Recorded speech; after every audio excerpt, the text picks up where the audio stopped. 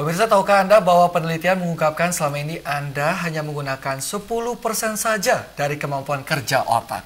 Dan itu pun hanya otak kanan dan kiri saja yang biasanya dikembangkan. Ya, lalu apa yang terjadi jika otak tengah Anda diaktifkan? Nah, berikut liputannya.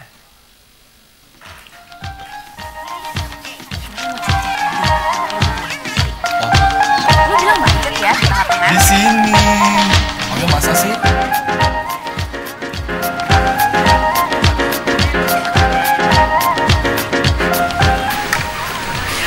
Satu, dua, jalan!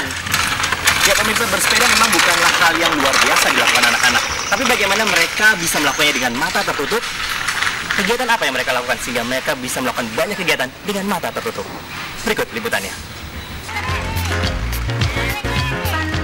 Kemampuan yang dikuasai anak-anak ini bukanlah bagian dari teknik sulap, melainkan salah satu cara untuk membuktikan seorang anak telah mengikuti pelatihan aktivasi otak tengah.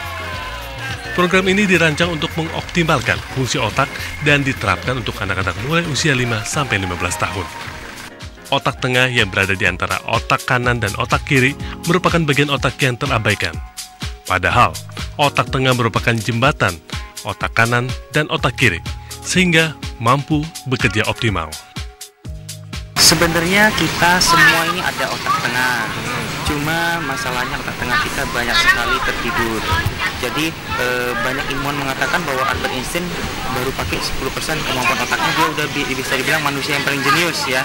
Dan banyak buku mengatakan bahwa kita sebetulnya cuma pakai 1-5% kemampuan otak kita. Artinya apa? Artinya ada 95%-99% kemampuan otak itu masih misteri. Program aktivasi otak tengah biasanya dilakukan dalam 2 hari. Anak lalu dituntun menguji kemampuan otak tengahnya dengan beberapa cara. Di antaranya dengan menunjukkan ketangkasan menghindari rintangan.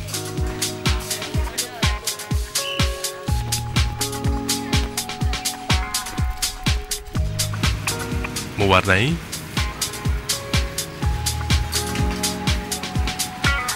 menyusun kartu,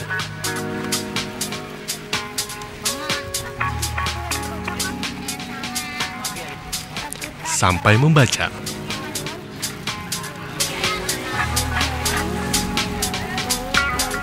Jadi banyak orang bertanya-tanya seperti apa sih apa anak-anak ngintip. Jadi sebenarnya anak-anak walaupun mata mereka ditutup karena gelombang otak setelah otak tengah diaktifasi itu kuat sekali. Jadi ini seperti kelelawar. Jadi kalau dalam bayangan mereka itu atau mereka ditutup matanya, mereka bisa melihat itu seperti ada TV di otak mereka. Seperti ada televisi. Kalau kuat sekali aktivasi ini, dia hasilnya kuat ya, dia TV-nya jelas sekali. Tapi kalau ada yang lemah, dia TV-nya seperti kabur-kabur. Mengaktifkan otak tengah diyakini akan memberi beberapa manfaat. Di antaranya, meningkatkan konsentrasi, meningkatkan daya ingat, merangsang kreativitas, membentuk karakter positif, membantu emosi lebih stabil.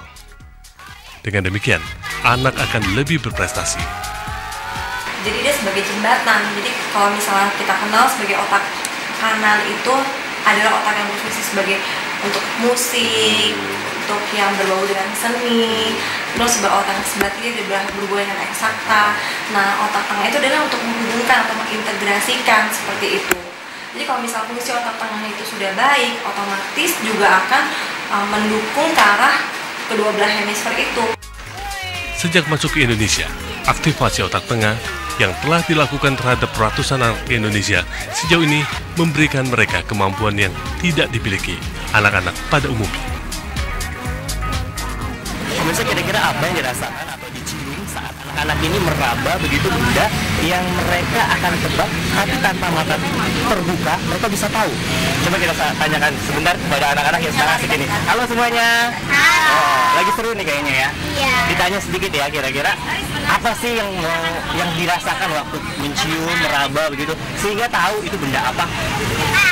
Saya sendiri sih biasanya merasakan langsung.